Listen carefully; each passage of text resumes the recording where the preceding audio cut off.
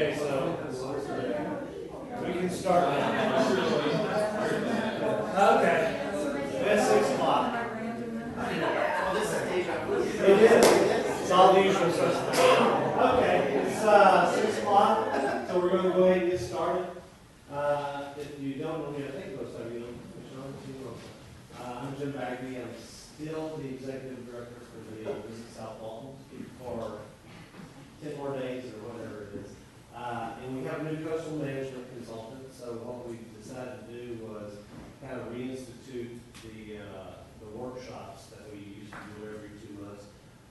Part of the reason is the big changes, the cost factors came in from the core, the new cost factors came in, and we haven't published those. So we shared those with the TDC today. We'll share them with y'all tonight, those of you who were in the TDC meeting today. And then we will share them with BCC on Tuesday. That's really the only new thing, but we want to give Matt a chance to introduce himself and Taylor Engineering. And to go through the first part will just be a real quick reminder of where we are in the process. As it's all the usual suspects. I think we've all been in the same room. And I'll let Matt introduce the core folks and folks from his office. And we'll do some Q&A afterwards if you have any. And hopefully we will get you out of here in a timely manner. Matt? Thank you, Jim. And for those just walked in, I'm Matt Trammell, Senior Coastal Engineer with Taylor Engineering. We have Duncan Greer here with our office as well, and David Newell with the Corps, he's our project manager, and Richard Allen, one of the engineers working on the project with him. So Jim pretty much summarized exactly what we're here to do. I first wanted, since this is our first presentation, kind of roll back the clock and find out exactly, why are we doing this project and what exactly we're doing. But first, before I forget, all this information is going to be up on the website tomorrow or the following day, as quick as Carrie can get it up there. And we're still responding. If you have any additional questions, you can reach us afterwards. But I also want to clear the air too.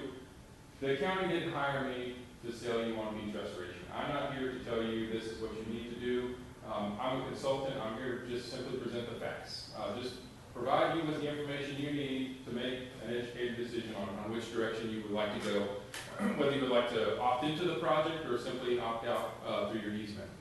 So, as many of you know, we live in a highly dynamic area. Our shoreline is relatively stable, all until a hurricane comes in. These were photos taken after Hurricane Dennis and Hurricane Ivan, right here within Walton County. You can see pretty severe damage after those storms, and this is exactly what the project is designed to avoid. We do know the sand is going to wash away, but we would much prefer the storms wash away that sand that we artificially replace as opposed to those structures immediately landward. This is a pretty, how we assess the health of the beach as coastal engineers. It's hard for me to see this, but you can see the red line is showing the pre-Opal 1995 condition, and the blue line showing the August post-Dennis condition, and then the black, the current September 2015, the most recent survey we have. Really what I want you to take away from this is, if you look at that, just the red line compared to both of those, you can see the blue and the black are relatively similar. We have not seen a lot of natural recovery of our beaches since Dennis in 1995.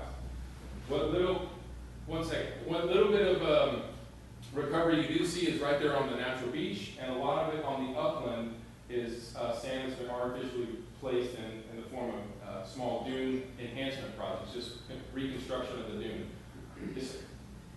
So this is a cross section of a dune, correct? It goes all the way out. You can see the mean high water line. It's about a point. It's a slice of a profile. Yes, that's correct. And it looks like it says R124, and this is right offshore of Inlet Beach, the county's park in Inlet Beach. And the state has reference monuments every 1,000 feet along the beach. And back when 10 years ago, when our budgets were all very healthy, or 20 years ago rather, the state would come along and survey the beach once every couple of years, and we'd have a very good idea of how the beach was changing on an annual and a much longer term basis. So they're always taken at the same locations, at the same azimuth. so that's one slice of one of, 100,000 feet, so, how many? There's How many about monuments we have? 130 in Walton Okay, County. so, yeah. So this is Inlet Beach, and moving to the east, this is Sea Grove. You can see a huge amount of dune that we've lost, even wider beach berm, well over 100 feet. Watercolor, same situation. Miramar is different. Miramar shows a beach that's actually the same width or maybe a little wider than what it was pre-Opal in 1995. However, the dune is not quite as high. We have some dune, but it's still a little bit of a small formation. And then this is R3. This is right at the Pompano Joe's beach access approximately. And again, we've got a beach that's actually wider than 1995, and then a similar kind of smaller dune formation there. So this was primarily what we're going off of is the county doesn't have a full-blown coastal management plan. What we've done is done feasibility studies and management alternatives following storm events. The first one primarily being in 2001 to 2003. This documented that 44% of all the structures in Walton County were susceptible to a 20-year storm event.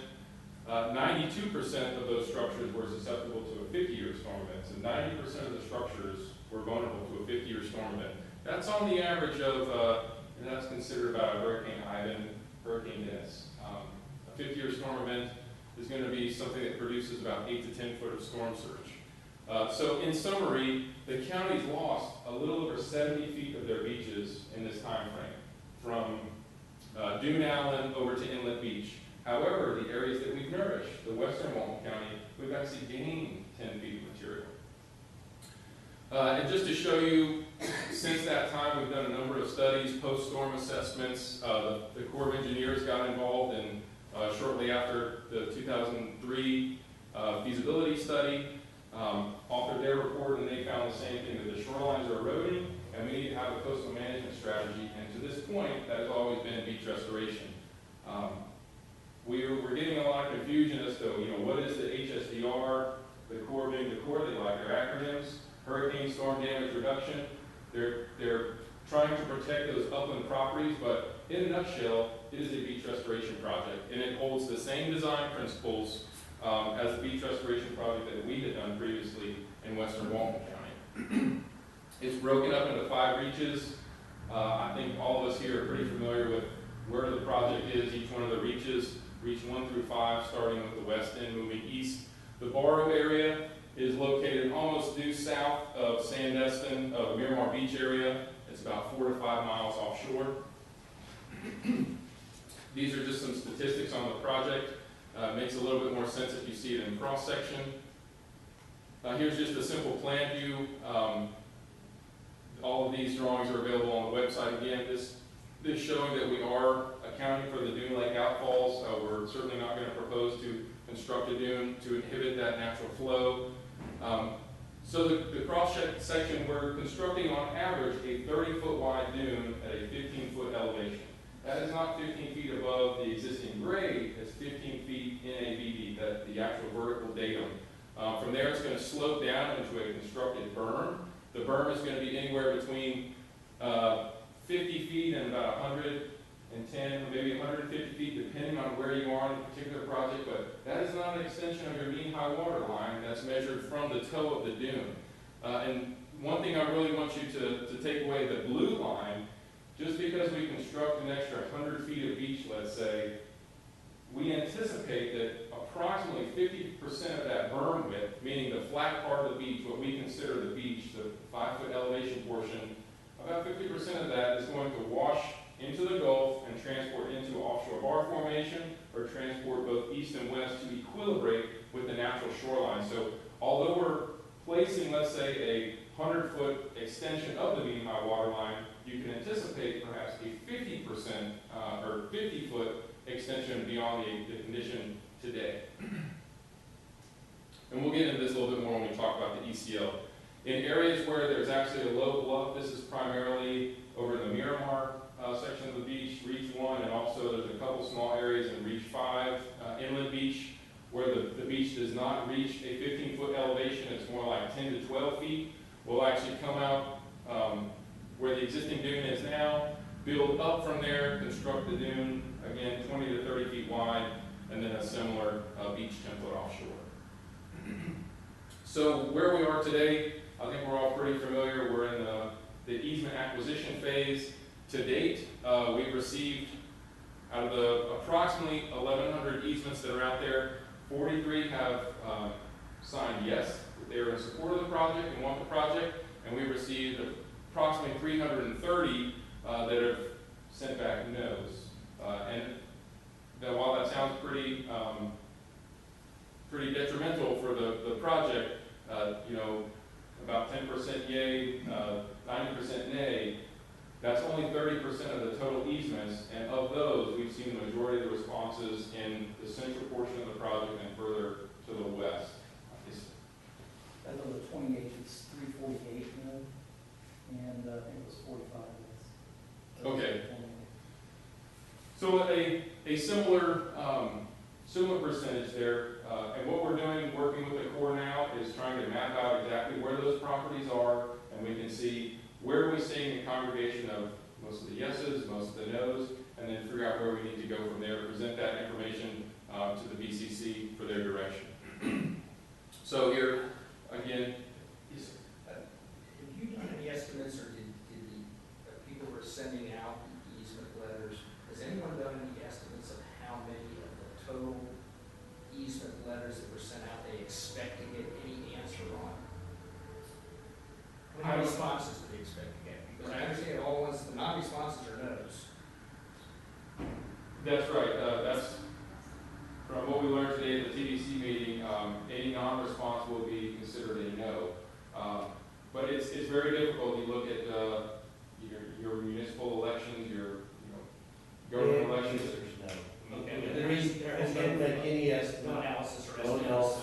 I mean, we can tell you in the previous project, they, I think this is about what they got back after the first mailing, and we're only doing one mailing, so the simple answer is no. So on those conditions, you'd say that the outstanding, a large number of the outstanding number of non-responses will end up being counted as no's.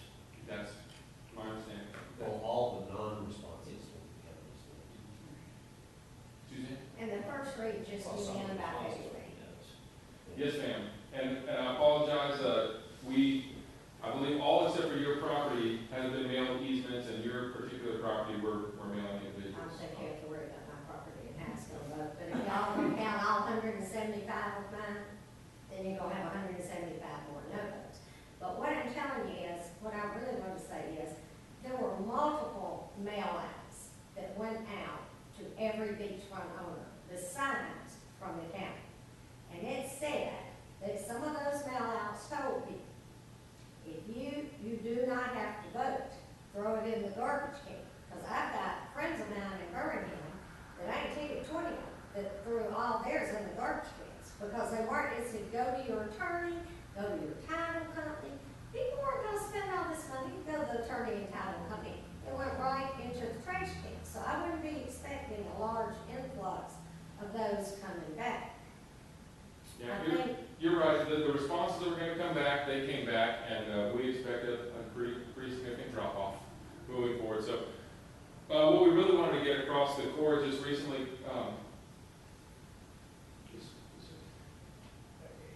I see a lot of people just counting yeses and nos. Mhm. But you have to know where the yeses are to really determine. And when I look at that every week, look at it by reach, and then put those on an app. And if I am correct, I remember someone saying before said that unless they had a contiguous 1 mile section of yeses, that they could not see how economically the project would save money. And they're about reducing what their cost would be in their down storm. If you do that analysis, it's more bleak than, and from my view, in terms of taking that 1 mile segments and saying, all you have to do is have several nodes within a mile and Sure. And that's going to be the, we're preparing that information now, and there is no good way, we're getting these easements back one at a time, they're coming to the county,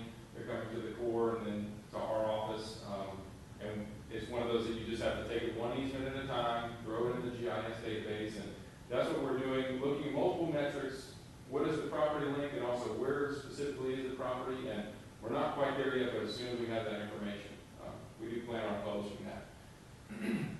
So into the cost, these numbers just came out from the Corps last couple months. The total cost of the initial restoration is approximately $54 million. Of that, the Corps of Engineers will pick up 28% of the tab. The local cost share is going to be 72%. We have applied for DEP funding assistance to cover 17% of that, approximately $9.2 million.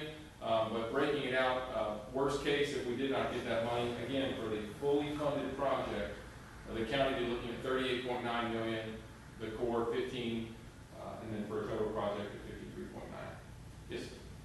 So for the state portion, what's the status of those monies being appropriated? Last I heard. We apply for these monies every year. The state of Florida puts out their local government funding requests. Walton County has always scored very highly. They are ranked according to state statute. However, as we all know, they have to be approved by the legislature. We always rank in the top number 1 or number 2 of the project. So I think we have a very good shot at getting that money. However, if we don't fight for that, the legislature may very well take that away. For this FY, we didn't get any state funding, and my guess would be for the foreseeable future, the near-term future, we probably won't get any state funding. That's the bad news. The good news is really we don't need the state funding, to be honest with you. Once you run the numbers on the revenues that are produced by the third penny of the bed tax, it's conceivable the county, through the bed tax, not through any other source of money, could pay for this entire project through that third penny for the duration of for the 50-year duration of the project. And I believe, I know you were there today during the TDC meeting, and we covered that, and I think that's fairly simple. Yeah, let me get through these next 2 slides, and I can go back if we need to, but for the fully funded project, the 50-year total is around $220 million. These are inflated costs. These are not fiscal year today dollars. They are actually inflated future dollars. And again, the cost shares are very similar, but they change slightly. The local cost share from the county would be approximately $167 million, from the federal government 52. And then looking at the reserves that Jim had just mentioned, right now we have 14.5 in reserves today. Fiscal 15, we generated 4.7 million, a little over that. And then for the 50-year projection of this third penny revenue source, assuming no additional growth, assuming just a flat rate, we could potentially have 354 million, and that's where Jim was going with this, is looking at the total project cost and our local cost share of 167 million, we still have plenty of money in TDC reserves and future revenue. Yes, sir. Are all of your cost estimates based on complete restoration from one end of the county? Yes, they are. For the fully funded project, region 1 through 5, No gaps? no gaps, and then they are, like I said, adjusted for inflation into the future. So if the project was modified, these costs would only go down.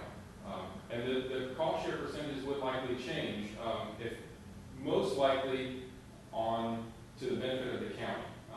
Not by much, not 20%, but we'd see likely a small increase from the core side. Now, Yes, ma'am. just clarification, if there's anybody that hasn't been here, is Sure. none of the state parks are included? That's right. No, the nourishments all stop at the state park boundary. There is a small taper into the park, but that's it. The easements, there's still a lot of questions. We're getting them on the website quite often. These are simply to construct the project and to maintain the project. They do not authorize the county or the Corps of Engineers to come on your property at any other time. It's just simply to construct the project. They do not convey any ownership. They are required to be signed by the property owner. They extend from the 15-foot contour. So if you're in Blue Mountain Beach, if you're in somewhere with a high bluff, it's somewhere on that dune face. The seaward dune face is where that easement extends from. If you're in a low-lying area, possibly Miramar or far eastern end of Inlet Beach, it would extend from the seaward extent of your house to the beach. And I have a graphic of that here. This would be a typical shot in the Blue Mountain area, for example. So this would be approximately the 15-foot contour where the toe of that dune would tie in, that would be the limit of the easement. And it would extend all the way seaward, either to the mean high water line or to the ECL. The erosion control line, this is required by the state of Florida because we're advancing the mean high water line into state property. Your deeds likely read to the mean high water line. As soon as that property is lost, meaning the shoreline recedes, that property becomes property of the state. If we are reclaiming that, if we're dredging offshore borrow materials and placing them on the beach, we're using public resources. That's why the state has required the erosion control line. It defines the boundary between state of Florida property and the private property immediately prior to project construction. There is a protocol that's up on the website. I think it's very good to explain the exact process. So all property landward of the ECL remains yours, and all property seaward of the ECL is property of the state. It is not property of Walton County, it is property of the state. And here's another graphic showing that. And as I mentioned, while we may be constructing, 50, 100 feet out into the Gulf beyond the ECL, you can expect approximately 50% of that to recede as the beach equilibrates. That's what we've seen in previous projects in western Walton County as well as projects over in Destin.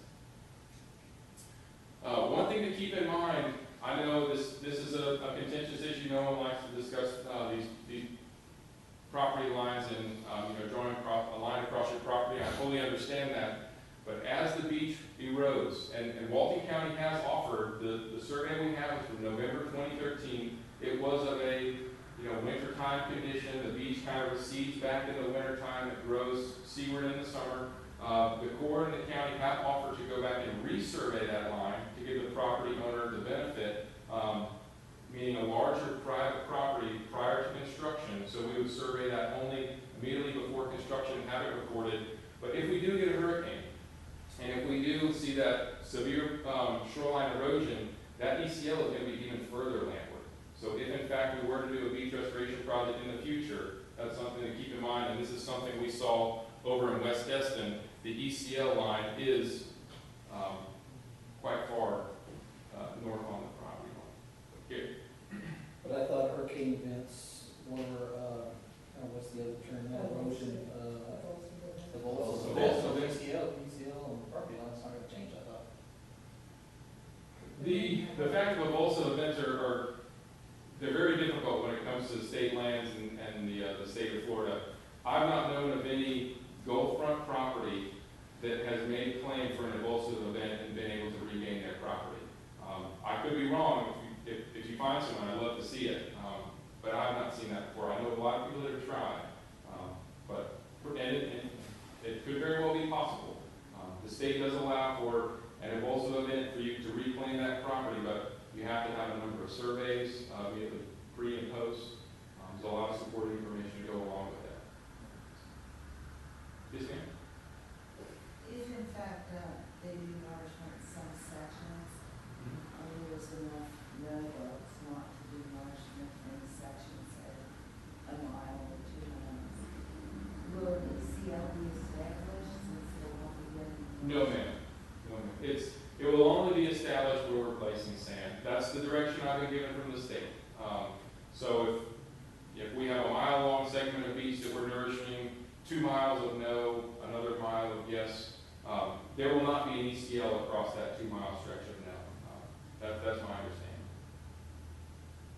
understanding. Sand quality, I know, is a big concern. This is a big concern for ourselves as well as the Corps of Engineers. No one wants to go out and place inferior sand. We all realize how precious the environmental character of the sand is out here. This is just to give you an idea of the very, very extensive work that was done to identify the borrow sites. These are all sand ridges. These were identified from a very, very comprehensive study of the existing geotechnical information that's out there today. We went out and did hundreds of miles of seismic profiles, 80 core samples, identified all, I believe it was 12 or 14 potential borrow sites in the bottom right. We narrowed that down to 2, and then narrowed that down further to 1. So when you hear us discuss BA4, BA4C, this is exactly what we're talking about. This is borrow area 4 of that, that comprehensive investigation. It's in depths approximately 70, 80 feet. Again, it is, 5, 6 miles or 4 to 6 miles offshore, due south of the Miramar Beach area, and we're proposing to dredge to 76 to 82 feet. So somewhere between a 6 and a 10-foot dredge cut. And you can see these will be much clearer if you download the presentation in PDF. Borrow area 4, BA4C is in the top portion, mid-top portion of the overall borrow area. And this, Matt, can you talk to this screen? yeah, I'm sorry. I wish I had a point. I don't think the pointers work on. So can you see cross-section number C? The middle line? That's it.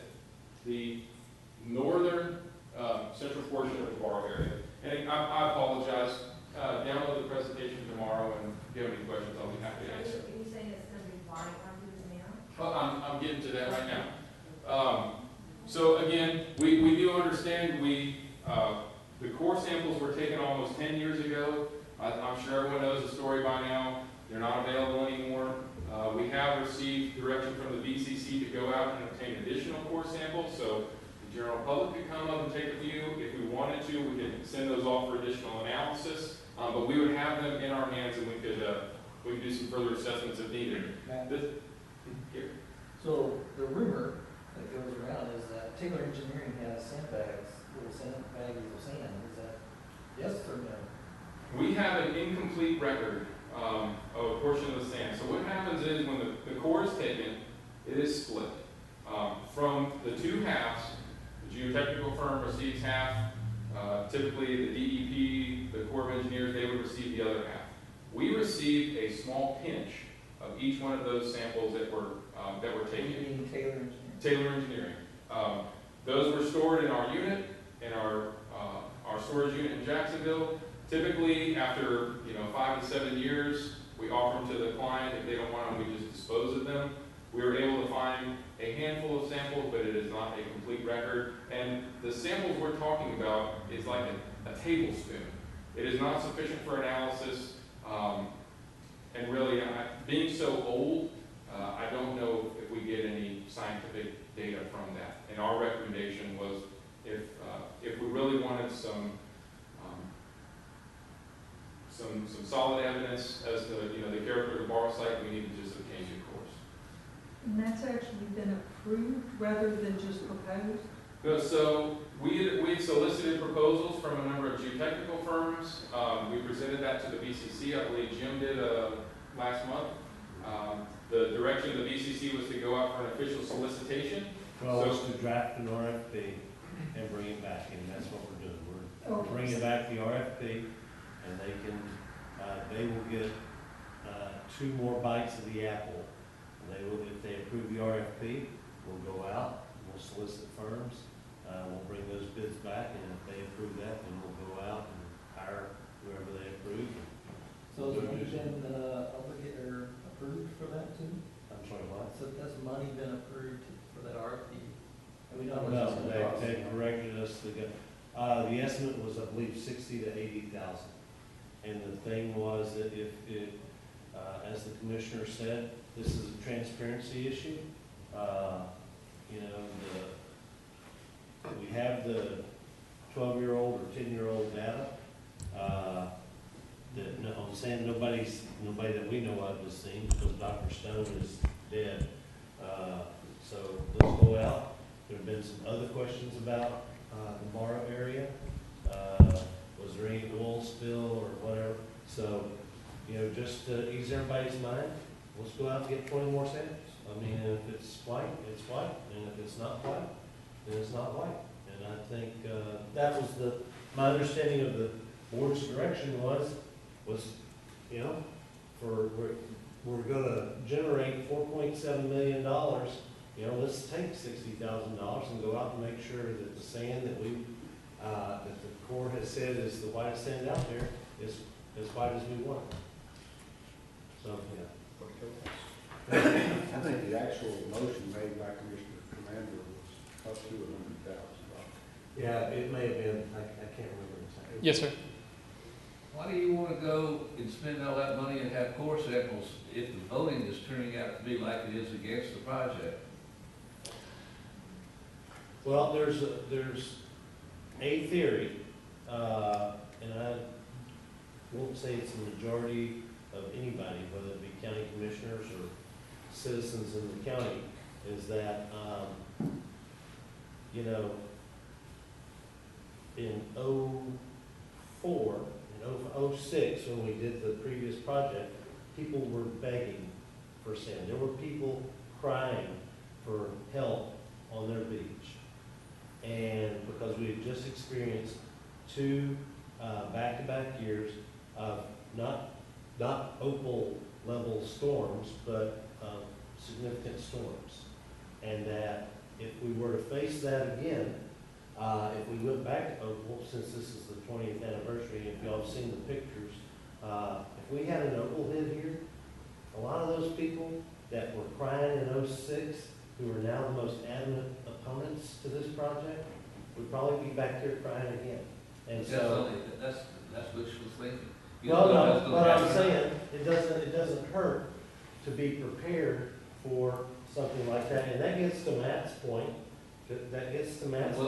that we have to have a coastal management plan. Okay. Our only plan right now, for the last 15 years, since '99, for the last 16 years, our only plan has been nourishment or renourishment or whatever we want to call it, HSDR or whatever. So if we want to develop another plan, well, let's develop another plan. But right now, the only plan that we have is to get sand out of the Gulf, because there's not enough sand in the upland properties, you know, at Alsand and places like that, if we have a opal coming. Well, what I don't understand is if there's you got 5 beaches and say that like, you're gonna go out there and look sand for 5 beaches, but in actuality, it might be cut down to only 2 beaches that you're gonna really have to use the sand in. It might be. But if they want the sand, we still gotta get the sand. It doesn't hurt to be prepared. That's, I would say that's I probably. was on. I know you are. So.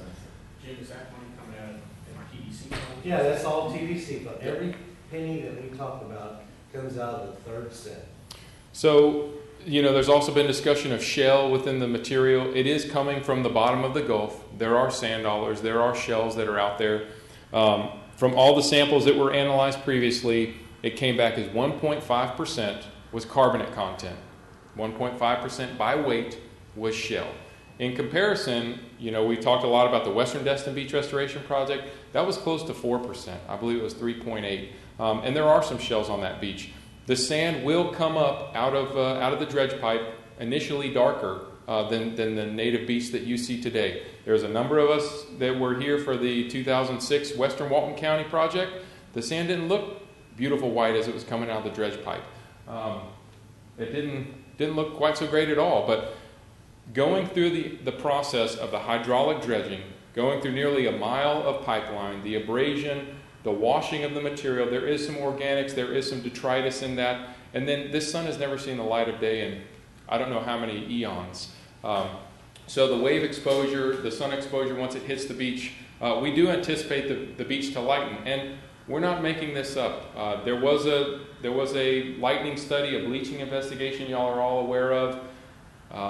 It was deemed non-scientific. I'm just going to go ahead and address it. It's because Munsell color is a subjective test. It wasn't done by solely us. It was done by the Corps of Engineers, Taylor Engineering, the DEP, as well as multiple parties in each one of those groups. We did our best to ensure that this material was beach quality. And also, we've got evidence from the Western Walton County project that the sand does lighten. And we have evidence from our beaches right here in eastern Walton County. All of these dunes were eroded following Dennis, Ivan, Opal. The beach does not look like this today. All of those peat deposits that are out there in front of Seaside, the beaches look absolutely terrible.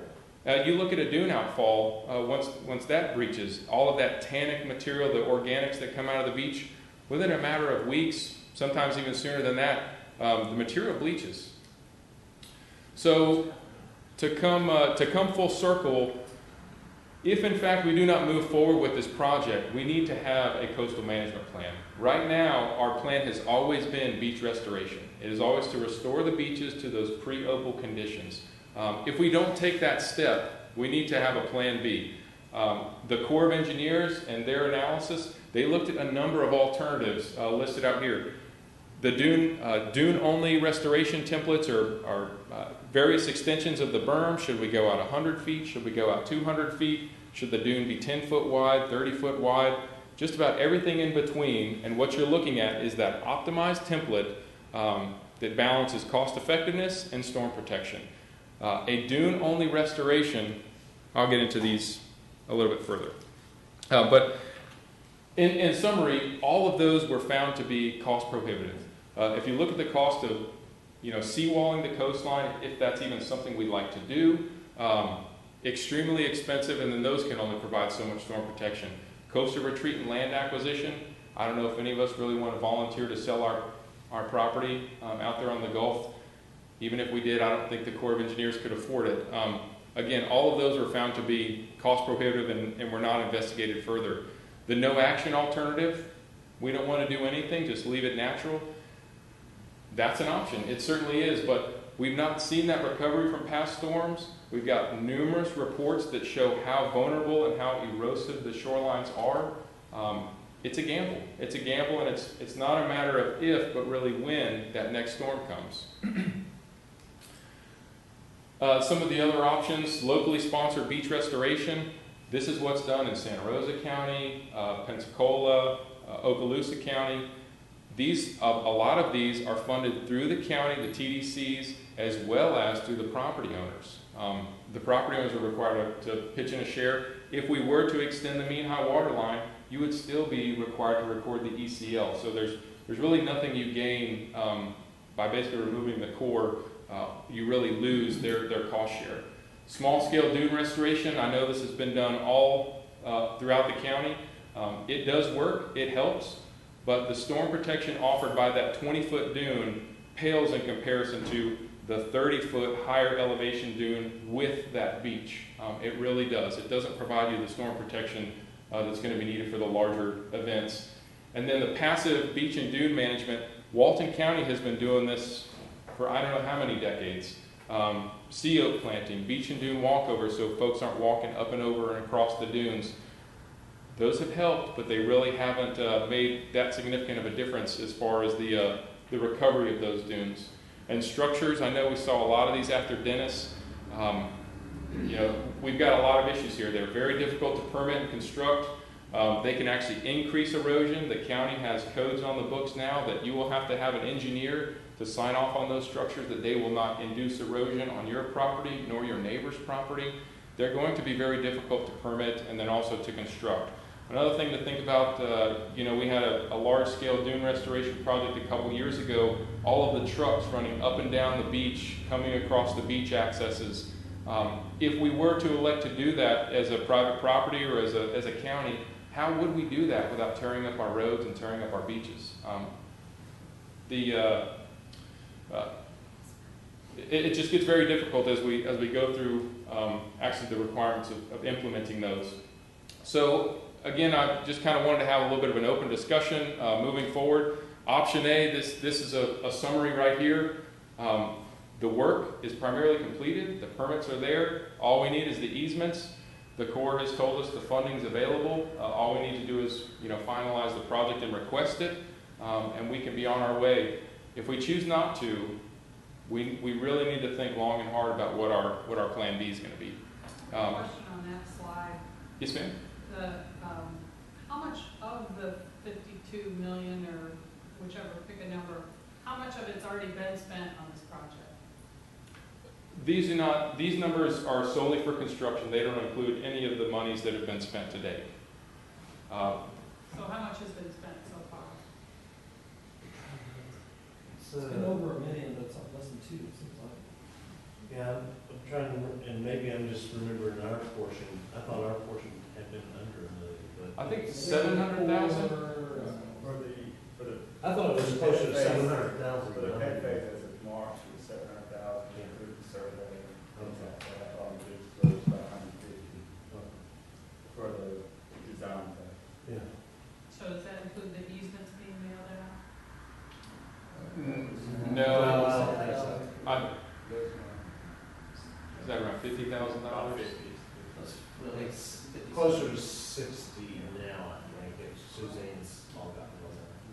And I'm just about to finish up, and I'll be happy to go back to anything else, but just to show you some examples, this was western Walton County, right along Scenic 98. Again, this is what the structures look like before and after construction.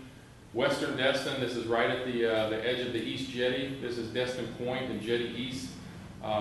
These homes were condemned from a tropical storm. It was Tropical Storm Ida, I believe. They were condemned for years. We did an emergency project. It basically was just a small dune. It didn't last very long. It was taken out by Hurricane Isaac, which nobody remembers Hurricane Isaac because it wasn't a big deal. But it was for these folks. And then we came through with a full restoration project, and it's performing very well. And this is what the beaches in Walton County would look like. The sand quality and character here is very similar. This borrow site is very similar to what we've identified offshore of Walton. So with that, again, just wanted to kind of answer any questions you have. Yeah, you said 52% was coming from Walton County TDC, is that right? Actually, it's 58. 58 Uh, or 59. 59% approximately. In the past, we were told that was money that we have against future TDC income, that it is not available to us today, but they projected out because we will have future guests coming in, that is what really is funding the project, not what we have today. Is that true? That's partially true. We have 14.5 million in reserves in the third penny. We will make our last payment from the 2006 project this month. So we've been paying that off for the last 10 years. We took out a loan for the previous project. We have, so we will accrue at least with no growth in number of visitors or fed tax rates or rental rates or anything, $4.7 million per I year. thought the TDC had to spend so much money in a year that they couldn't No, keep building up reserves. No.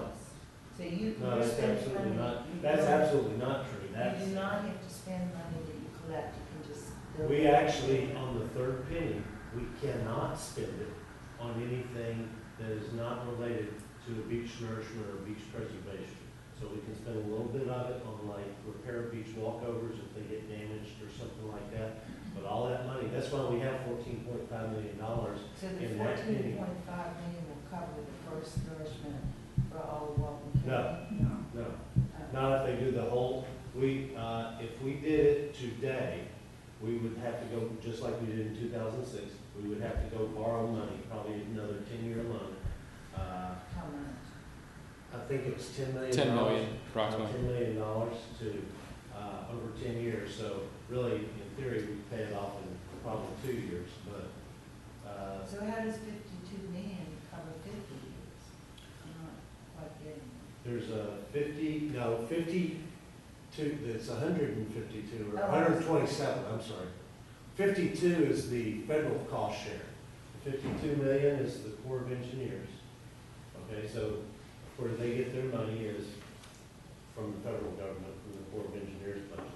So the 127 million is over a 50-year period. So that's what our cost share would be, and as was pointed out at the TDC meeting this morning, if we took on the state costs because they didn't do it, it would be about 168 million over 50 years. So you're talking $3 million a year. If I get hit, but, it's very easy that a half a mile away from me I don't get hit, but I Right. do. Right. How fast do I get renourished so my house doesn't come down even if I sign an easement today, but I get hit 2 years from now, and they're spending all this money to do everybody, but my house is vulnerable. How do I know I'm gonna get sand to keep my house standing? Well, there's two different questions you asked there. The first question is, if you sign your easement today, I can't tell you today when the project would happen, and if all of your neighbors didn't sign the easement, then you wouldn't get any But sand. that I know. Okay.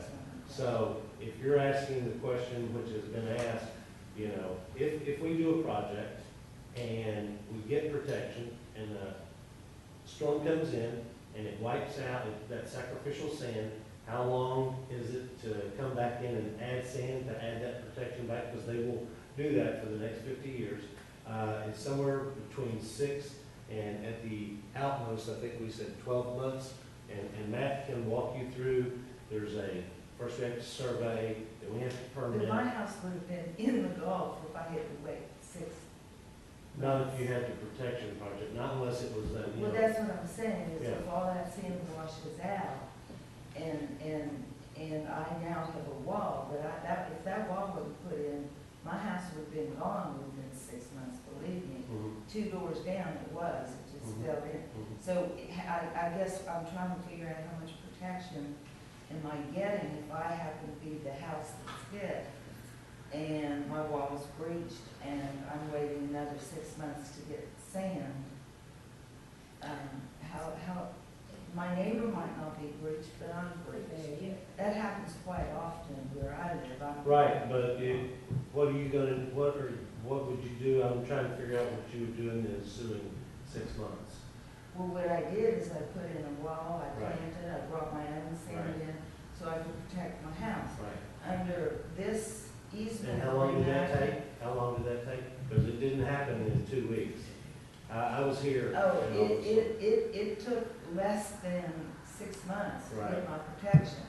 Okay, but I had to pay for it. How do I know that somebody's gonna come in and do this for me?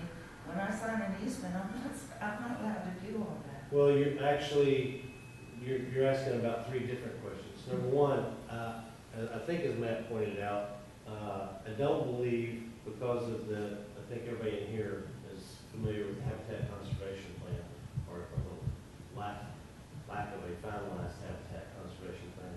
I don't think the walls and everything that was put up after the last set of storms is just going to be allowed to be put up like it was in the last set of storms. And I think everybody in this room would agree to that, because I think the cost of that Habitat Conservation Plan, as everybody understands it, is almost catastrophic to the county, which is why they haven't passed it.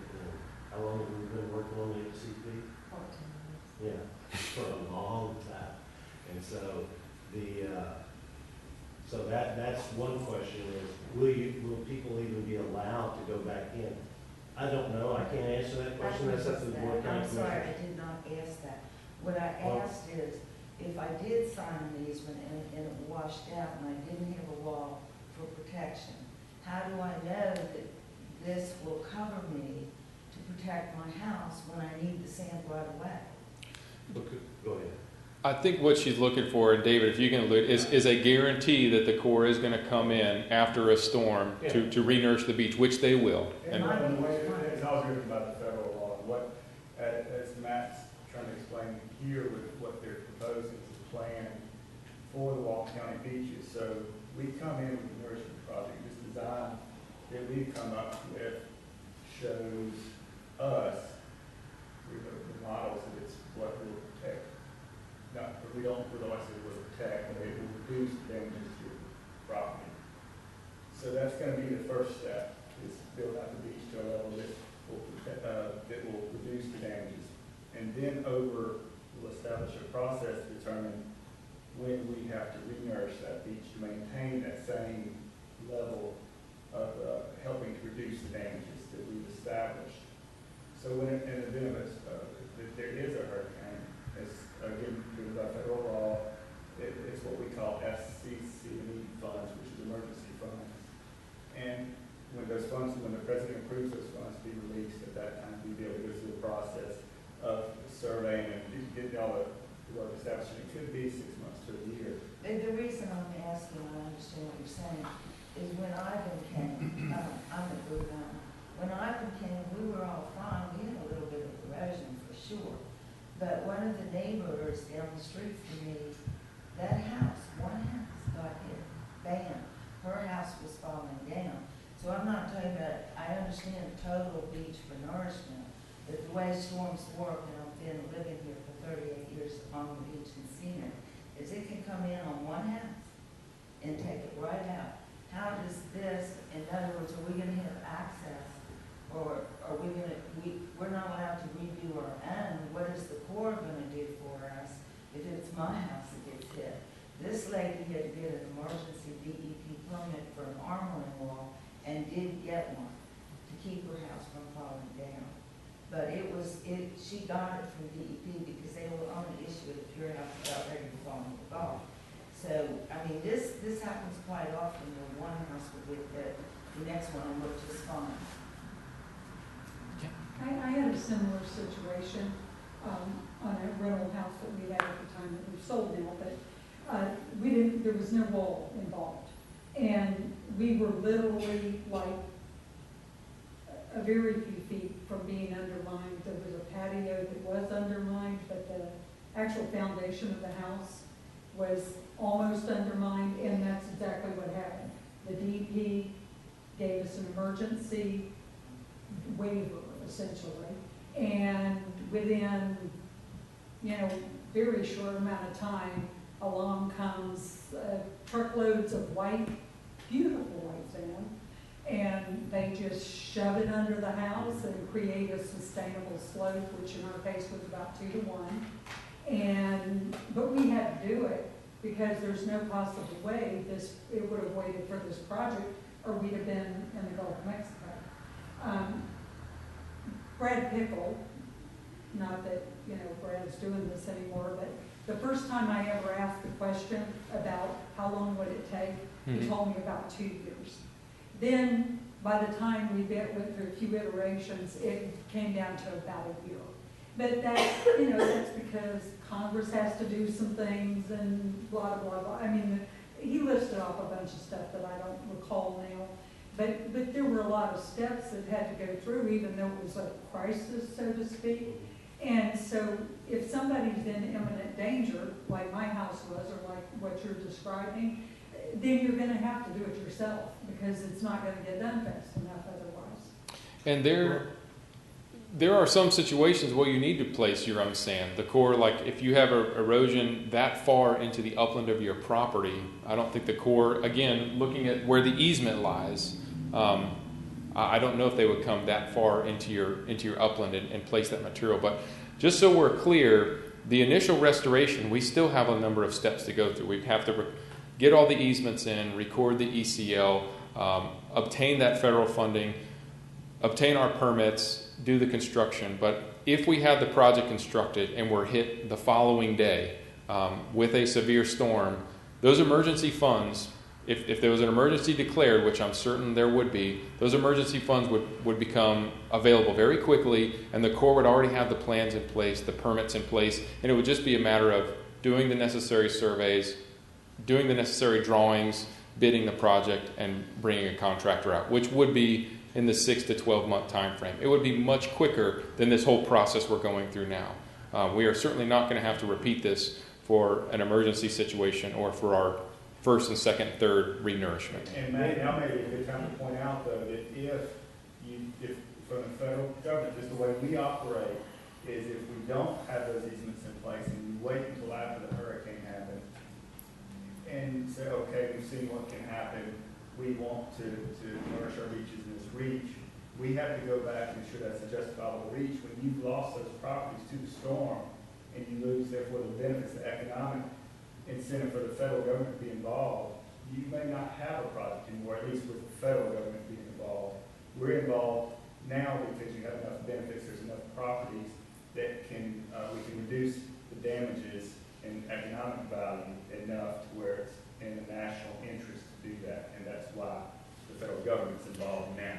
So what he's saying is if your property is so severely eroded and we wait another year and get hit with a storm, we would have to place even more sand, more costs, and that BC ratio may tip the other way, and we may lose all that federal involvement. Well, then why do we want the program? It's where we are now. It's where we are now. It is seen as a highly beneficial project. Can you go back to one of the house pictures, because now I think I understand your question. And Matt and David will correct me if I'm wrong, but go back to the one with the big slope, because I know they have one with the slope. So where this project starts is right at the top of that little berm, the 15 to 50 foot berm, that little gray green area. You see that? So that's where the easement stops.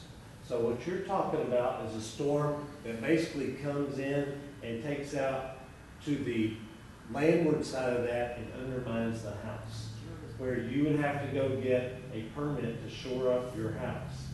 And that is not precluded from this project. So if your house is undermined, okay, if the project is constructed, and I wish I had a long.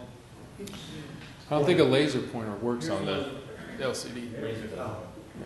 Okay, thanks. I'm not sure it works on these screens. Yeah. No. You're shooting me. Okay, see, yeah, it doesn't show on the thing. No, it's not showing on the screen. It's showing on there, but it's not showing on the screen. Okay, so that green portion right there, that's where the project is. That is where the easement ends, at the 15-foot high elevation. Okay, if a storm comes in and it's an opal or worse, and it wipes out all of this construction, and it wipes out the dune that already existed prior to the construction, all that big yellow stuff that goes up toward the house up there, and it undermines your house, okay, then you're not precluded from going to DEP and shoring up and getting an emergency permit to shore up your house, if that's what I misunderstood your question. Well, when your yellow part there, take away the part that you've nourished in the picture. Right. You still have yellow. What happens is, when every time that gets cut down, the sand up above starts falling down. Yeah, it does. The only reason the house gets undermined, if the berm is taken out, it's, all I'm saying is that we did that afterwards and it didn't last. It doesn't stay there. There has to be, when you have a slope at that level, I know some people don't have the elevation that we have at Blue Mountain, but we did lay sand down with no wall first go around, $70,000 of white sand, so that it would shore up and the house wouldn't keep falling down. Unfortunately, when it rains and you just hit sand, there's no time to start planting and expect it to stay there. So as soon as it rains, it's like a mudslide. If you're living anywhere you're living and there's rain and a mudslide, your house is going to get undermined, not by the storm or any nourishment or anything like that. It all depends on the weather immediately afterwards, because if you have no vegetation, the sand won't stay. So after $70,000 of nourishing my own dune so I didn't get a wall, it washed right into the Gulf of Mexico, and so the nourishment didn't help. And it all depends on that slice of time, what the weather's going to be. And you don't know what the weather's going to be. So Well, in vegetation, because I know in rosemary. Vegetation takes a long time. Let me tell you how long it's taken for me to get my dunes stabilized. Yeah. Many years, and it took 5 years to get my plants established. And I don't know how many you planted. All my experience was in '04. We lost about 60 feet of our dune at Rosemary. And we trucked in over $1 million of white sand, and we vegetated it, we irrigated it, which was a mistake that we figured out because the roots don't go deep when you. So the next year when we did the exact same thing, because the storms in '05 took out everything we put in '04 and a little bit more of the dune, about another 10 to 15 feet. We came in, we put in over $1 million of white sand, and we vegetated it, and that vegetation is still there today. I mean, So what we're trying to say is that, knowing that the federal government, all these governments are involved, we don't know if we were wiped out and we need to put the thing back together again, when it could be 2 years before you show up. It could be 6 months if we're lucky that you would show up.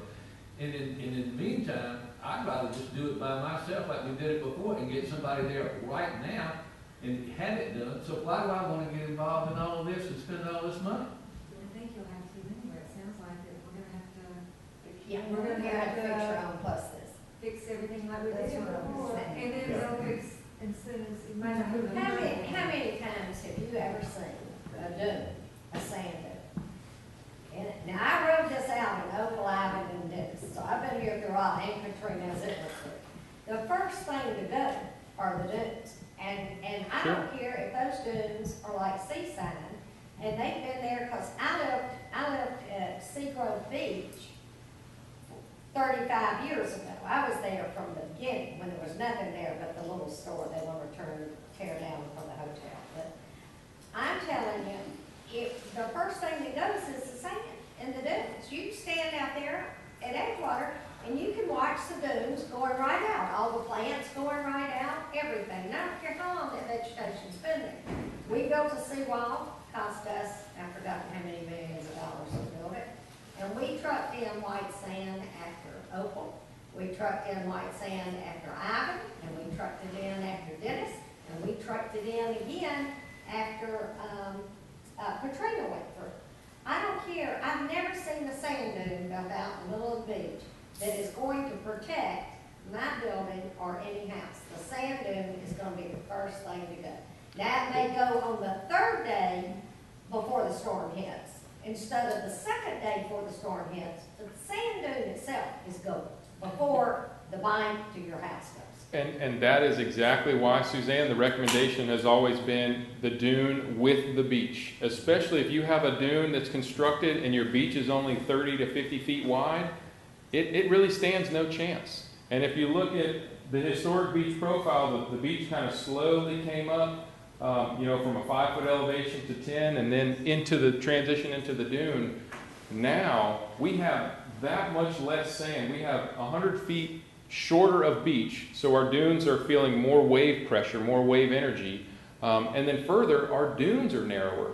So the analogy I like to make for folks is, for a given storm event, it's going to want to take away a certain amount of sand.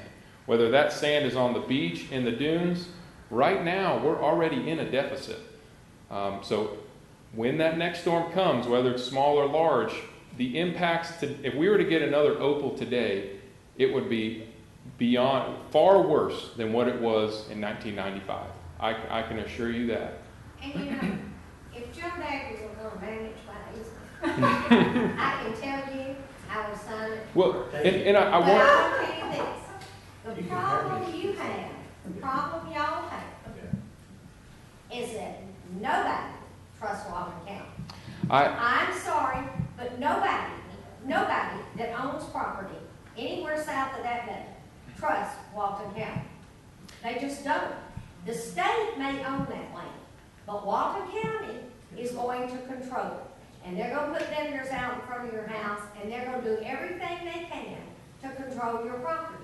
And you can't control those 5 commissioners north of the bay up there when they see the dollar signs, instead of sitting on your property. And they already tried not long ago to say you couldn't even sit on your private beach and have a drink in March or April and see the sunset, because they were going to control where you could have a drink on your own beach. Nobody trusts these people. And until you can get some kind of commitment, I would love to have the beach renourished.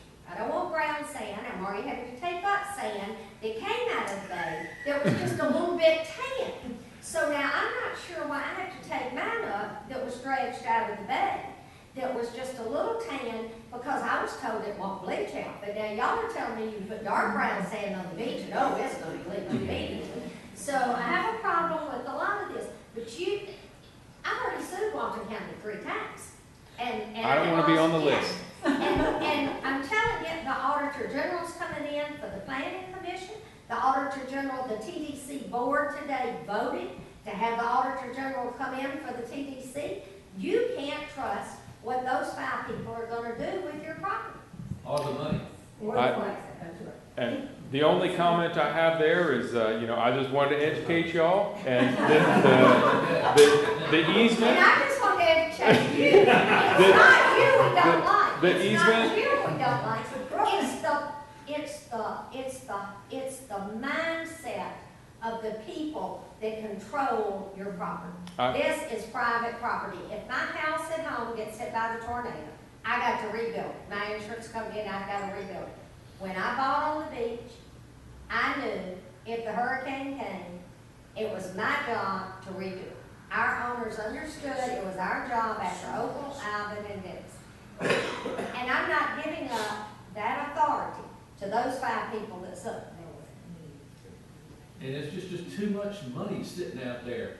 I mean, my God, to charge all this money to do things that we've always done by ourselves, it's not helping us, it's helping somebody else out there making a bunch of money. It's the contractors, get the contractors, it's the contractors. And, oh yeah, and we lose our private rights on the beach. Well, to Suzanne's point, but a little bit different way to look at it, is we all know that the projected third cent is gonna generate millions and millions of dollars. If Walton County wanted to help protect the beaches, they could put sand on the beach, not interfere with the mean high water line. If a storm came in, took that sacrificial sand, equalized out somewhere on the equilibrium toe or whatever, and they'd be helping protect their beaches. And it wouldn't establish an ECL line because it wouldn't be put in the water in the first place. And it wouldn't require federal funding. It wouldn't require all this rigmarole that you have to go through to get it. But the truth of the matter is there's more to this than just trying to protect the beach. Yeah, and I understand the property rights issues, and it's a big issue. I mean, I can't say I'd feel any different, but we have looked at that. We have looked at just a solely dune restoration project. The issues are, it doesn't provide you the storm protection you need, as Suzanne had said. It's just going to wash away. So we're That's a waste. yeah. There's a number of analogies for that. Also, how are we going to construct that? We would have to go out to the borrow site and dredge that sand. There's just not the sand in Sykes, Owl's Head, all those mines. We can't get it. Let alone that sand is $30 a cubic yard, where if we dredge it, it's a fraction of that. Also, how just the trucks. That worries me to no end. And that's something for y'all to think about too. After an emergency event, some of you may be able to construct your wall or your dune from your upland. Walton County may not. Look at how the damage that was done to the beach accesses and the beaches, and all of those trucks going back and forth. And again, you're traversing private property.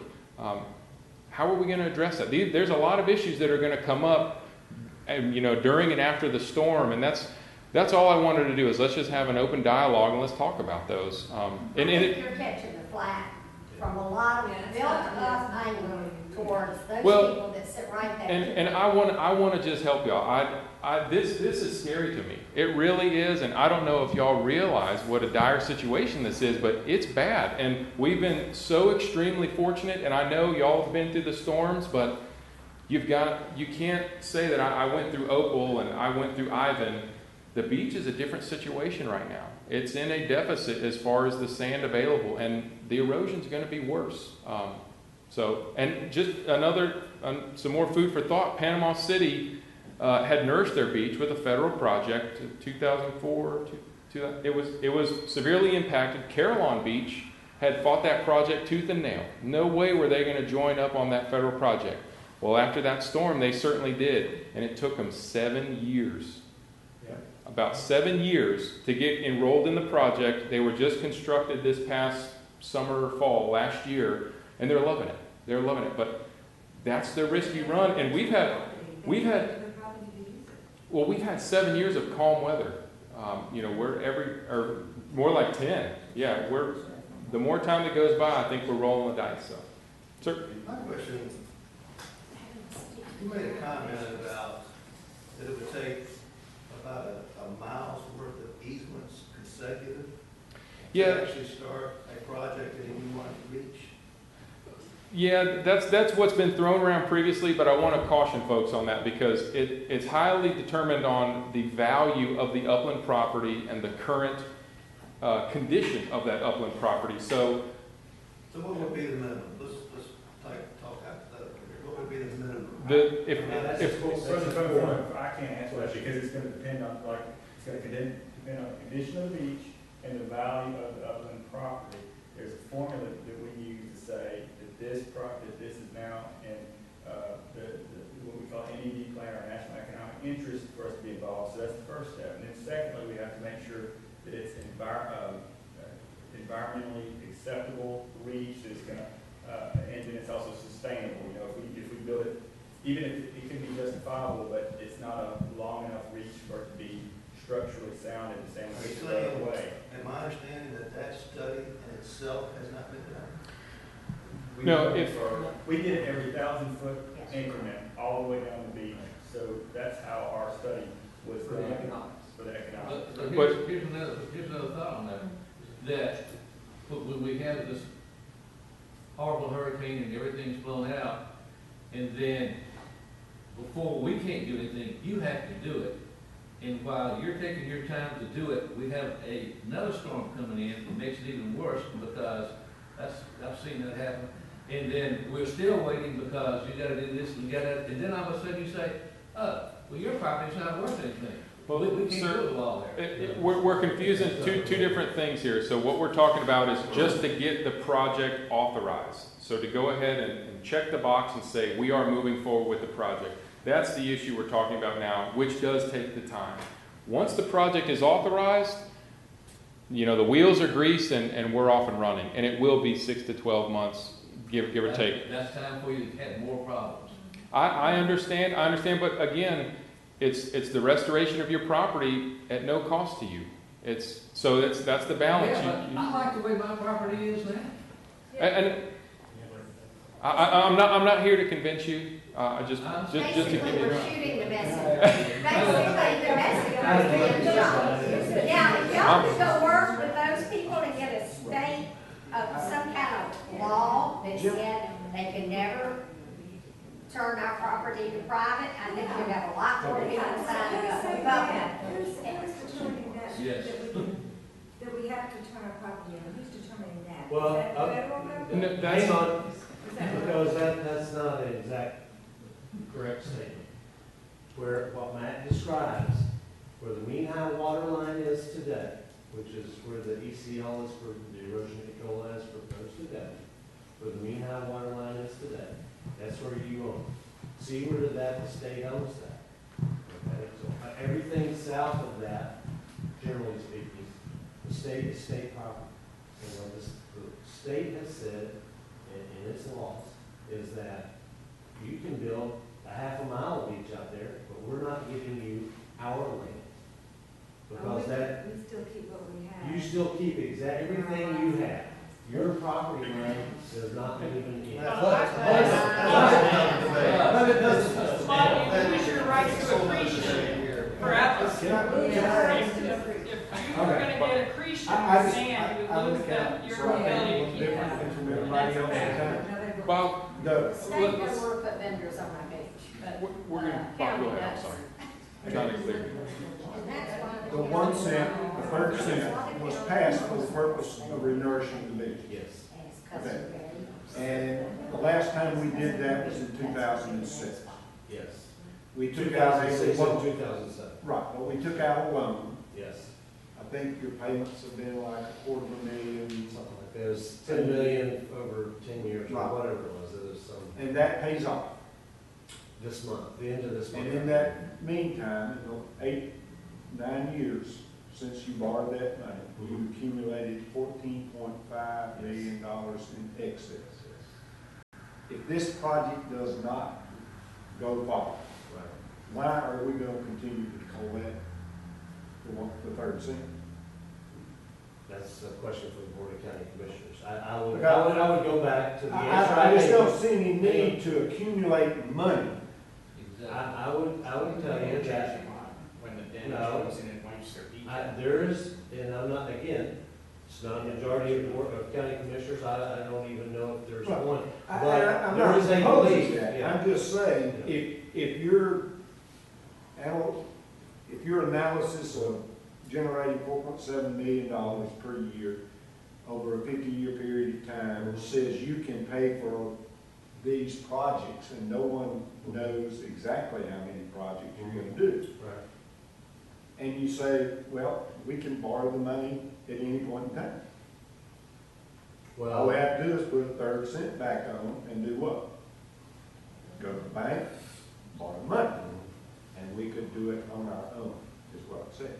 All I'm saying is the real decision that people have to make, as far as I'm concerned, is what is the cost-benefit ratio to me as an individual, whether I sign that easement or not. there are people that say there is a benefit to people who do not own property on the beach. Okay? Because they enjoy the beaches and things of that nature. I just say, when I look at the easements that come back, and I read every one of them, I open them, I put them in folders, and I count them and do all those other things. I just don't see it happening. I just, sorry, I don't. Because I do look at where the economic advantage is, where the high dollar. I understand your point, and I'll tell you, the reason that third cent was put in place was because of, was it Opal in early 90s, or late 90s? Mid-90s. Yeah. That's, 95. that was, And it took, they started in 97, they enacted, I believe, in 99 or 98, I think, when they actually enacted the ordinance. before I forget, on the ECL, and I know it's a big concern, perhaps we can go do some additional analysis and look at, if we do get that new survey, where would the equilibrated mean high water line be with the beach as it is today? But also look at Miramar. They've had an ECL over there. I got friends that own in Destiny. They didn't even realize they had an ECL on their property. It's not an issue. However, if you own property next to Pompano Joe's, the people that were parking there with 100 parking spaces, chances are you had problems with the public before the beach ever came along. Will those problems go away? Probably not. Yes, and let me tell you what the sheriff does. The first thing they ask you is, have you had nourishment? They don't care where your ECL is or your mean high water line. They just want to know if you've had nourishment, it's public property, we can't help you. That happened to me.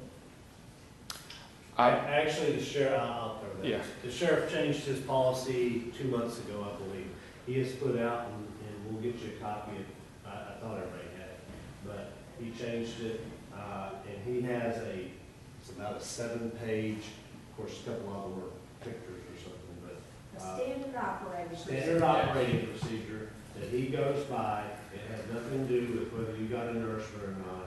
He comes out, the deputy, can pull up and ask, do you have a survey? And there's some specific items that have to have been done for him to enforce, but it has nothing to do with the ECL. Except that's discriminatory, because if you go up and take your dog up on a 20-acre farm in Defuniak, the sheriff's got, the owner will shoot your rear end and your dog for trespassing, and then the owner will come out and chase what's left of you, and the sheriff won't do a thing, and he won't ask them where their damn survey is and where all their markers are. That's an issue. You need to take that to the sheriff. That's a sheriff issue. That's not That's a. exactly right, but everybody needs to hear that there's a big discriminatory thing going on there. And the type of How many survey you front- have to how many have front feet? will cost you thousands Thousands of dollars to get that survey certified by the DEP. That's right. That's right. Thousands of I think I do all. It's a so sheriff issue. what was your question? My question is, how many front feet of Walton County beaches do you plan to re-nourish, and what's the cost per front foot? Well, the total project as it stands now is 18.8 miles. So is that with or without, that's excluding the state parks? No, It's that's- just a re-nourishable front foot. That's correct. That is the area that sand will be placed, and you can do the numbers So yourself. the whatever. 220 million. 350 million, 53 million for the first Yep. And I, first part, and you divided it by the number of feet in 18, and plus how many miles per? 18.8. 18.8, and it's all in the presentation, and you can do them both for the initial nourishment and for the total. This is just a crazy thought. So if we didn't, first of all, I don't know if you ever asked or answered the question, who is imposing the concept that any land seaward of the ECL becomes state land? That's a state issue. So is that only because the state's going to put money into this, or is that No. because the state's going to just declare it that? It's because they own the property now. Anything seaward of the mean high water line today is their property. But that changes. They own it every day, right?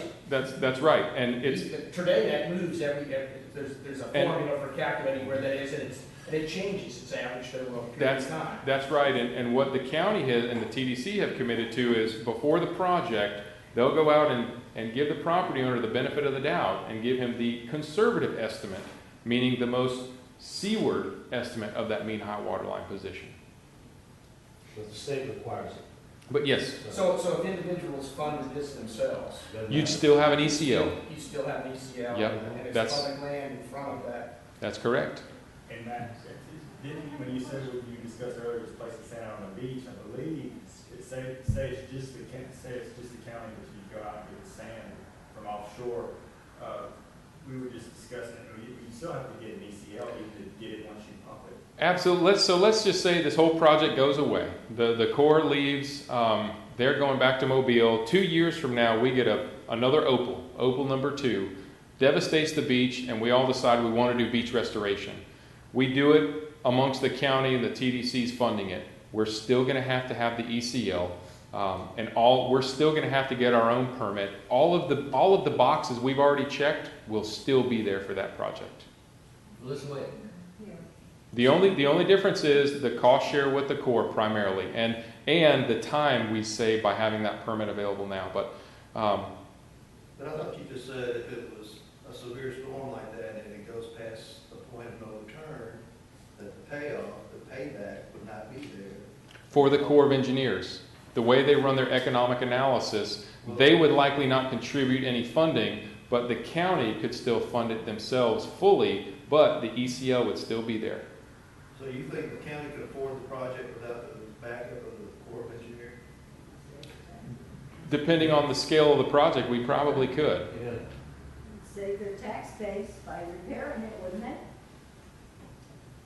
They don't want to inherit the largest part of their tax base is gone.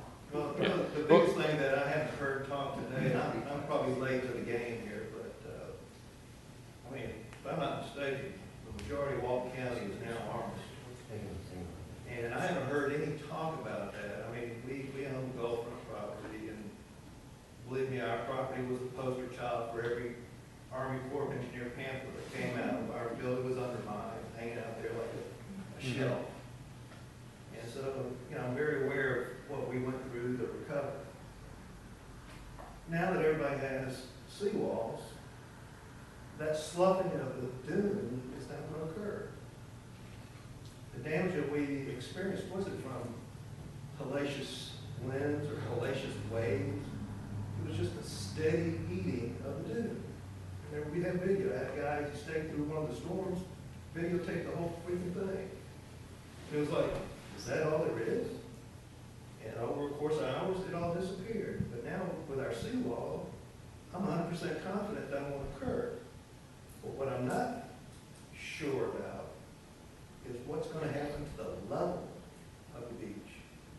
If I have zero dune, my seawall standing, personally, I don't care.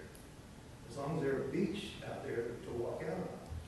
Well, and there's been a number of experts, coastal geologists, coastal engineers, that have said seawalls are not quite a sustainable measure for protecting your beach. And the reason is, sure, the seawall will maintain itself, but the dune is the sand source for the beach. So without that sand source, your beach is going to slowly erode, and you're going to be. What's going to happen to that level part of the beach, or the beach itself that we walk on? This is exactly what happened to West Destin and Jetty East.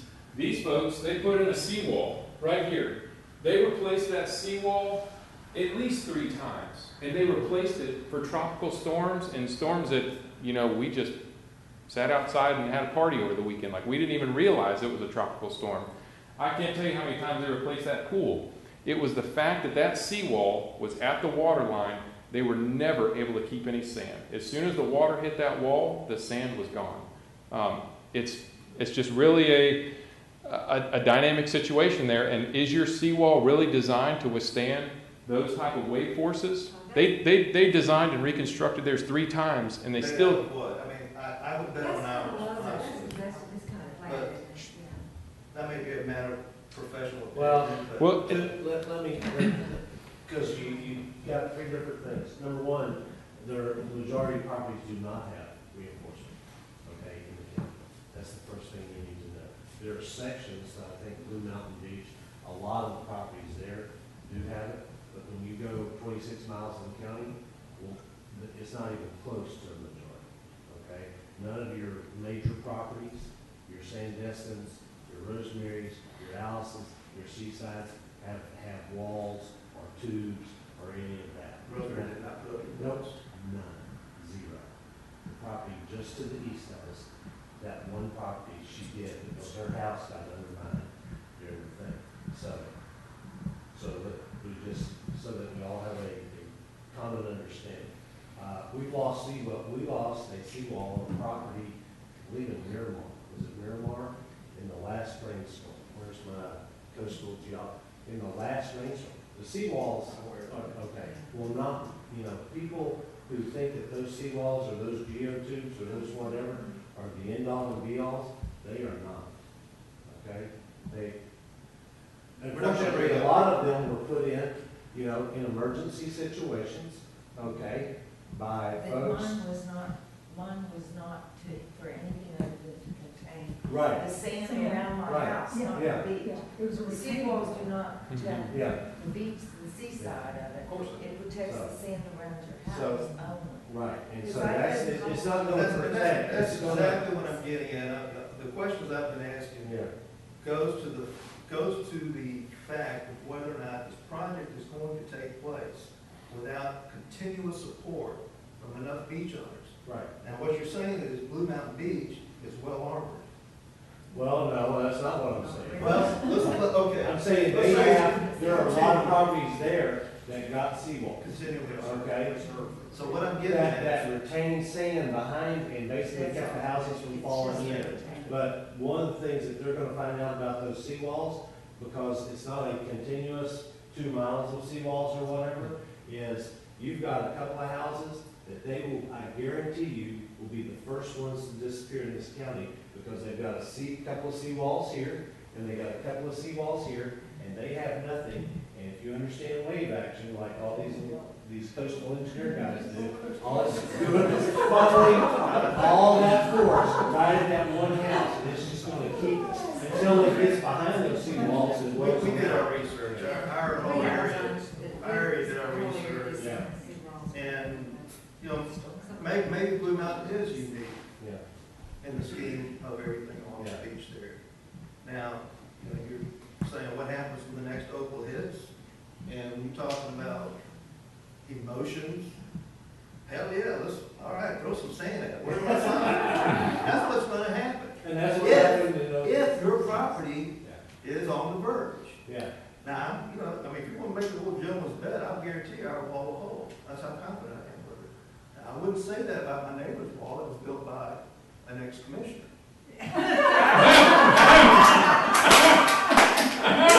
I'm not saying anything about that. It will be the first to fail. It will. Guaranteed. I Yes. saw it.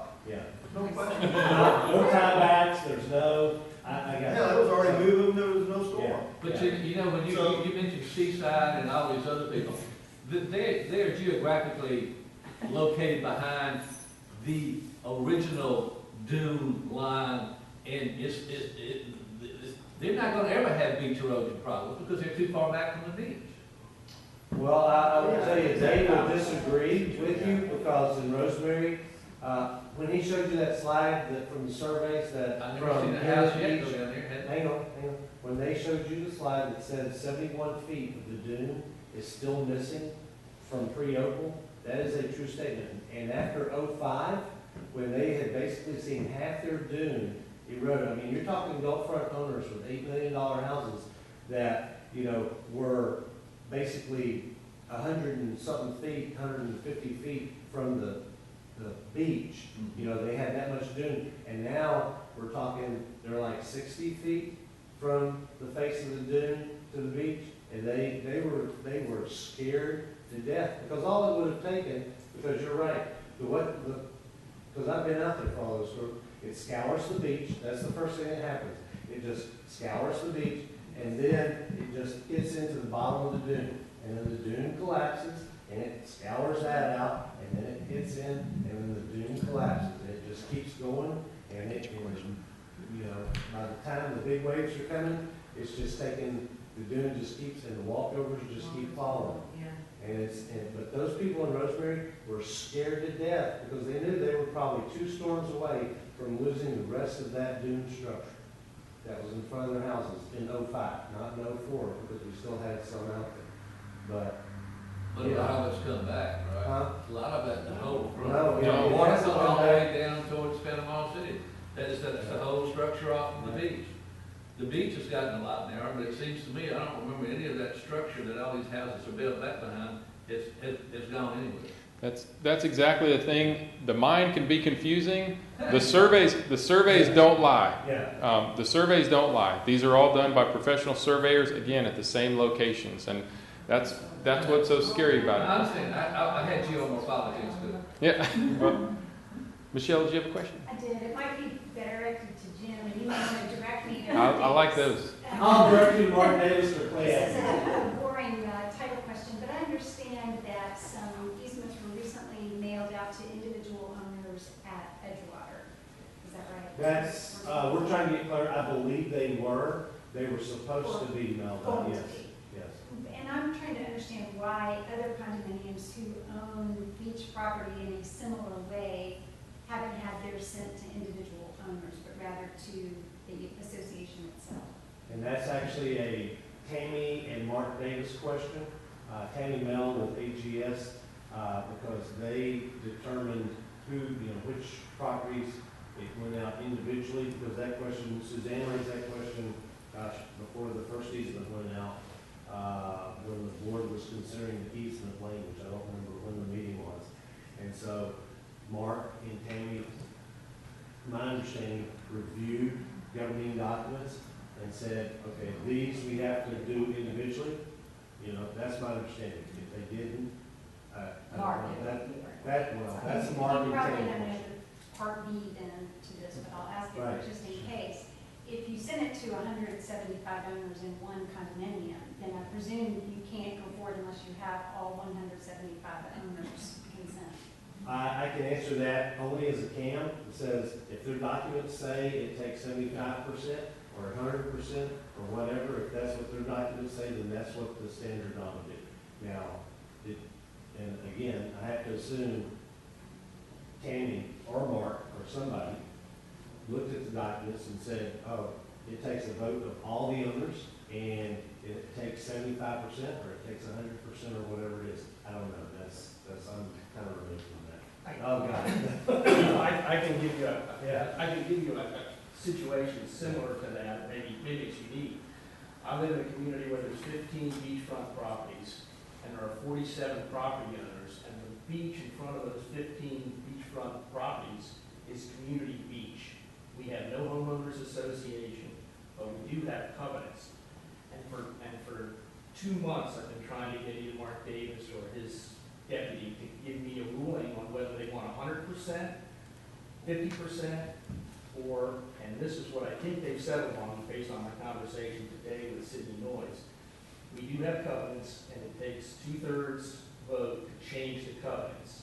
And I think they consider granting an easement a change of covenants. So I think they've settled on 2/3 of the people who live in that community, the 47 property owners, have to vote yes in order for them to have access to the 15 beachfront properties. And where do they stand right now? Just We've curious. only had one yes. I mean, only one property owner has voted yes.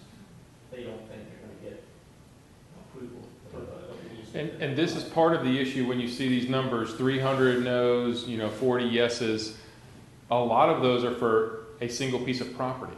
And that's why we're looking at all these other metrics. So let's give us a little bit more time to process those easements. And there's likely going to be, some additional easements that need to go out to address the HOA issue. I begged Mark Davis for a copy of that letter for our association. I'm the president of our association. Sent him 2 emails with a read receipt. 20 minutes after I sent the emails, I get a read receipt. After 2 times, I still have not gotten a response. So I'm kind of wondering how serious they are about sending out the easement letters.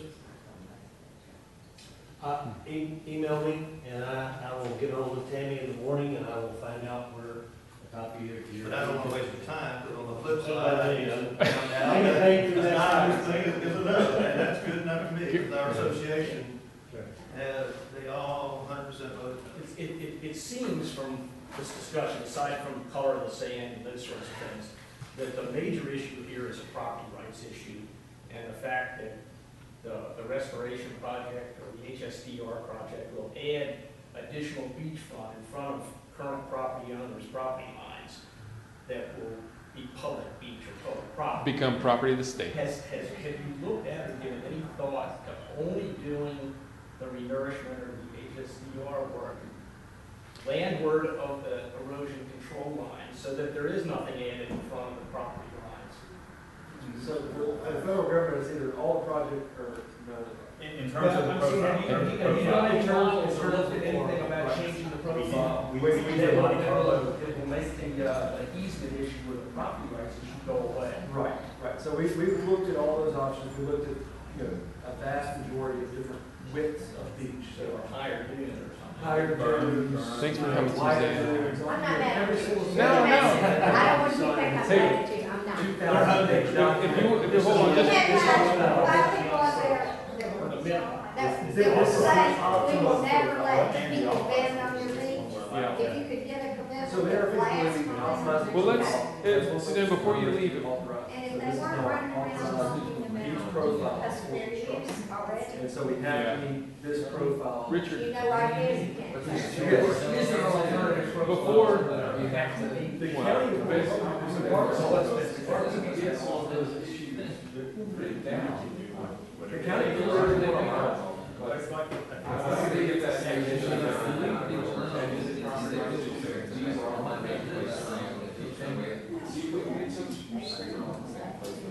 When you have that. I'm sitting there.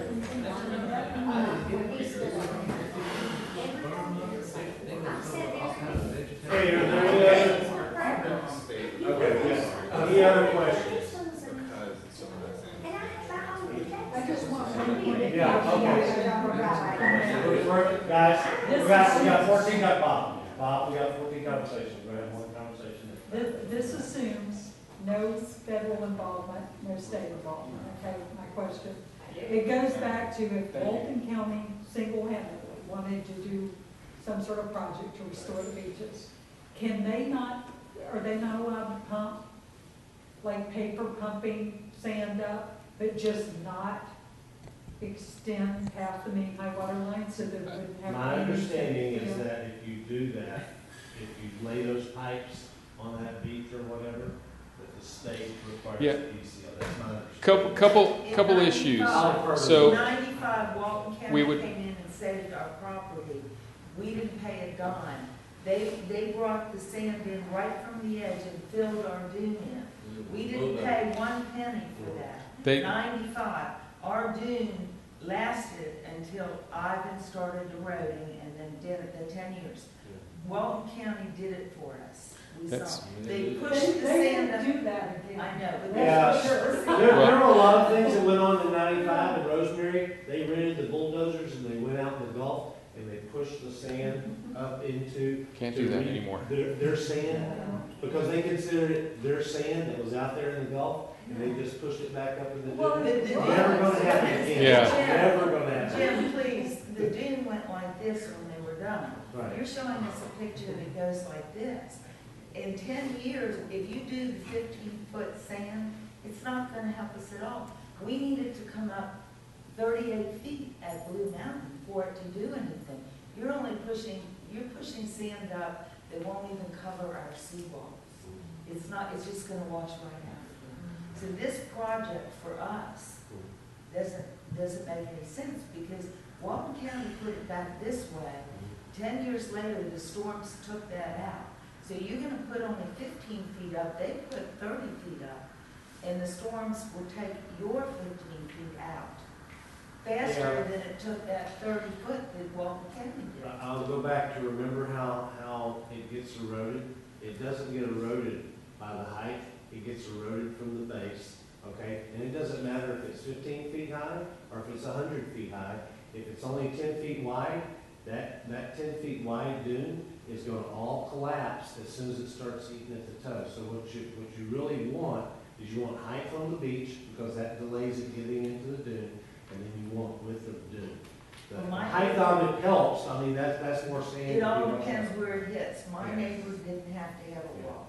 Right next door to me, it started right between us, and it went, not hers, mine. And so it depends where you're located. This is not a location-oriented storm protection. This is for all of Walton County. You have flat, you have high, you have medium, you have lakes, you have the, this is a one-time, do it all for everybody. That doesn't work in Walton County, 18 I do have miles. another question. Yeah, go ahead. You're talking about the payback. You're talking about the payback, how valuable the upland structures are that are imminent collapse or whatever. If the Corps of Engineers steps back and the county decides they're gonna run with a ball, is the county gonna follow the same concept? Are they gonna say, we gotta have so many people before we proceed with the project? I think, A, you're asking a question that nobody in this room knows the answer. Can they? I mean, legally, can they? Legally, could we do the project? Yeah, I think legally we could. If We you would had still have to every have other easements. owner, every other owner say No, we would still have to have the easements, because we would still be responsible. If we were paying for the sand, You can do on police those powers beaches. like you did in 2005. Okay. And go that along was with it. Destin. There may have been one or two in Walton County, but most of Well- those properties were in Destin. But Had you police still powers, voted for and you know police that. powers, to Okay. use police powers, yes. Walton County received, I don't know. The board voted to use the. They voted, but they didn't use it. Didn't do it. So they can, but they could have, and they can. Okay. That's why I'm saying. This is the one thing I know. Say, you No, this is the one thing I am almost certain of. They're not gonna vote to use the police cars. They've made that. But you don't sit on the board. No, but they made that very clear in this project. I'm not talking about this problem, I'm talking about his question. That's because of their involvement, because of the Corps' involvement. Yes. The Yes. Corps said, we will not, we want easements. The Corps said that, and we've been told that over and over. And no offense, Jim, because I'm not trying to beat up on you, but if the Corps says we won't accept anything from easements, then if the Corps is not involved, Walton County could change their tune. They could. And I would tell you, if we, think about this county, think about the Gulfport owners, Mhm. okay? We've You got- honestly think they're gonna do police powers over 18.8 miles with the number of people in this county that would sue them for doing police power? Heck, they wouldn't even get the vote recorded before the people from Kansas would have them. Maybe you work for the county, I do. whatever, and I finally hear somebody from the county say it takes money to fight the county. No, what I'm That's saying what is they don't want to use police powers. No, That's what I'm saying. because it'll cost them money fighting off lawsuits. Yeah. The county doesn't want to spend the money fighting off lawsuits. They did last time. the way we've done it in the past, Walton County sponsored nourishment is still going to require an easement, and it's still going to require an ECL. Right. The only difference primarily is the funding that the Corps of Engineers is coming to the table with. And the 50-year commitment. Clearly about the easement situation. It's Well- every other one, is it gonna go through, or is it? And we could be facing the same issue there. And like you said, it may be a whole different ball game after an Opal. I agree. but- All the areas you're saying outside of Blue Mountain Beach, they'll probably come running to the table and say. They'll be the first ones. Yeah, we're Yes, not they gonna will, have a 'cause finger. they were the first ones last. Absolutely, but I'm promising you, that's not gonna happen with us at Blue Mountain Beach, or at least with our property, I'm that confident of it. Yeah. I mean, we're the same with the Adagio, we have all the same seawalls. They will hold. They will But hold. the using passes prologue, okay, remember, we've done a county project before. Western end of the county was really a county project, okay? We did some stuff with the state, but the Corps wasn't involved, or wasn't a sponsor, or whatever the proper term was. Did they have that? We had easements, okay, everything you're saying, oh, well, you won't have to do that. We had easements, we You had. can have all the easements. Well, no, that's Yeah, what we I didn't wanted to have know. four. easements for those 4 properties you skipped. No, that's No, not true. there were more than. Yeah. Okay. Well, let's put it like this. We had well over 90% of the properties provided easements. Can we provide copies of those? I think we have already done that like twice in the 2 years I've been here. Yeah, but Okay. not, but you don't go. Yeah. But it was also completely. It went beyond the knee-high water line too. Yeah. So, I mean, you had to do an ECL for that reason alone. And But you may be right, that if you just run those pipes and stuff across Well, the knee-high water line, that they're still gonna make you a. Above- Okay, we're not gonna solve the property rights issue tonight. Yeah. So if there's a question on funding, or sand color, or something else other than. Or whether or not the project will actually take place, and I'm really trying to get my finger on it somewhere. Well, but I- we won't know that, we don't know this from this. We've all been trying to do that for the whole duration of the meeting. That's what I said, I'll wait till the game here. And they never have been able to tell us exactly what the requirement is on how many linear feet. Yeah. There's been that rough estimate of a mile of contiguous properties used, but even that they won't commit to. Well, I think, from what I understand, is that the board has said we're not gonna do anything until we get all the easements within the time allotted, which is 6 months. 6 months. So February is gonna be, is when the cutoff date.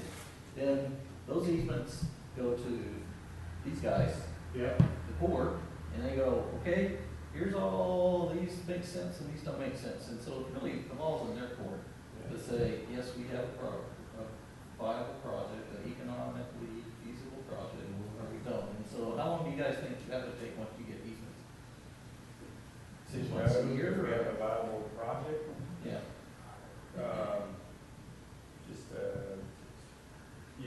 like I said, it was a 3-step process versus the economics, then we do look at the environmental, what's sound. So I'm thinking probably to know if we have a viable project or not within 2 or 3 months, just to get all the engineers together. 4 months tops. 4 months tops. So 2 to 4 months. And so June. So see if all of Rosemary says yes, because they've got $8 million houses and things, the Corps may say, gosh, we can do a mile at Rosemary, because the economic analysis for it is, it's got such expensive homes. Yeah, it's not that we don't want to give the answer to that, it just is going to depend on some Yeah, factors. we're not that we picking on can't- it. Yeah, We yeah. understand. And I'm just We're making not- sure we're that not- everyone knows, it's not that we don't want to say an answer, it's just going to depend on what's given to us. Sure. On those 3 levels, economics, environmental, and engineering, sound. Well, We're not gonna look at It's good, it's kind of good to get a good feel for what we're talking about. Well, to wrap up, I'll stay after if anyone has any additional questions, but if y'all don't mind, if you could do me a favor, you can email me from going to the county's website. That's my email link right there. To Suzanne's point, if the property rights issue is an issue and you have a recommendation, please email me and let me know. Whether we do the project now or whether we do the project in a year or it's a county-sponsored project, let's work on those issues. I don't want to see us not do the project just for, perhaps a simple change that we could make on how that property is managed or that one word in the easement language, whatever it may be. I'd love to hear your thoughts. So, and again, if you have any other questions, the website, we get responses out usually within a day or two. So let us know, and we're here to help. So thank you all very much. I really appreciate you coming. Woo! Last workshop, baby. I thought we'd have another workshop on Friday. No, we're good.